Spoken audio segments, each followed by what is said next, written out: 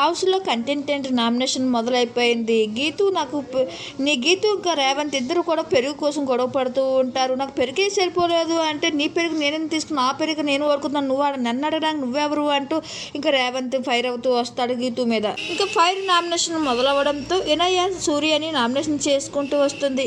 నువ్వు అందరితో బాగానే ఉంటున్నావు, అందరితో కలిసిపోతున్నావు అంటూ చెప్పుకుంటూ రావడంతో నేను ఎంతగా మంచిగా ఉంటున్నావు అని చెప్పడంతో ఇక వినయ్ ఒకసారిగా కోపంతో మంచిగా ఉండడం కూడా అవసరం తప్పేనా అంటూ ఫైర్ అవుతూ వస్తాడు. గీతు నన్ను లాయర్ అన్నావు, లైన్ అనలేదు అంటూ ఇక ఆదిరెడ్డి లామినేషన్ చేసుకుంటూ వస్తాడు.